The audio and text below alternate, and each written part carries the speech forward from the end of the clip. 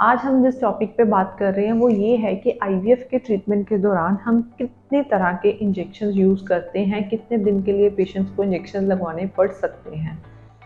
तो इसकी शुरुआत अगर करी जाए तो IVF is a complex procedure which involve series of steps that may be required during a treatment of IVF. अब सबसे पहले इसमें जो आ जाता है वो यही आता है stimulation of ovaries. That means के हर दोनों ओवरीज में हमें कितने एग्स निकालने के दौरान हमें कितने इंजेक्शन देने पड़ सकते हैं। Second is retrieval of eggs.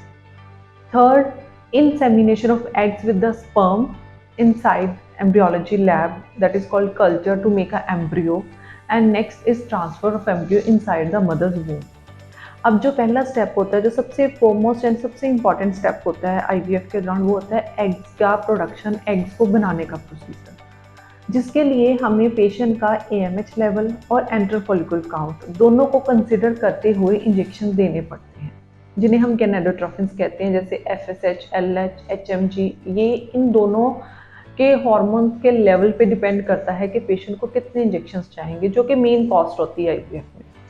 ये एक दिन में 2 से 4 इंजेक्शन जाते हैं और टोटल 8 से 10, 12 या 14 दिन के भी जा सकते हैं। That too also depend upon the age of the patient. And next हमारा जो आ जाता है वो जब हमने एग्स को बाहर निकालने का, जब एग्स हमारे आउट हो जाते हैं हमें उन्हें बाहर निकालना होता है, जिसे हम कहते हैं ovum pickup.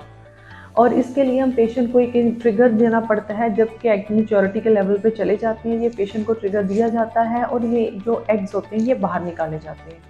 Then in eggs को पेशेंट के स्पर्म के साथ इंसेमिनेट कर दिया जाता है, कल्चर कर दिया जाता है एम्ब्रियोलॉजी लैब में। जब ये एम्ब्रियो बन के तैयार हो जाते हैं, देन उसके बाद नेक्स्ट स्टेप होता है embryo transfer inside the mother's womb. But वो जो फेज़ होता है जब हमने ओवम पिकअप कर लिया, जो नेक्स्ट फेज़ होता है जिसे ल्यूट्रल फेज़ कहते हैं, उसके लिए कई बार हम लोगों को प्रोजेस्टेरोन के हार्मोन्स के इंजेक्शन देने की ज़रूरत पड़ती है फॉर गुड सपोर्ट के लिए। इससे प्रेगनेंसी का रेट अच्छा हो जाता है।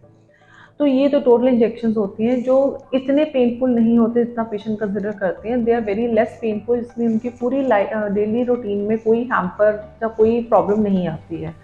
और कुछ और भी इंजेक्शंस हो सकते हैं, जैसे कि अगर आपने लॉन्ग प्रोटोकॉल यूज़ कर रहे हैं कि पेशेंट को पीरियड्स के डे 21 पे हम उन्हें डाउन रेगुलेट कर देते हैं, तब भी कुछ इंजेक्शंस लगते हैं जो नेक्स्ट जिनका इफेक्ट ऑलमोस्ट 20-21 डेज़ के लिए होता है। और फिर हम उसकी डोज नेक्स्ट हमें डिसाइड करनी पड़ती है ड्यूरिंग स्टिमुलेशन, या कोई भी अगर 21 से उसका टाइम ऊपर हो जाता है।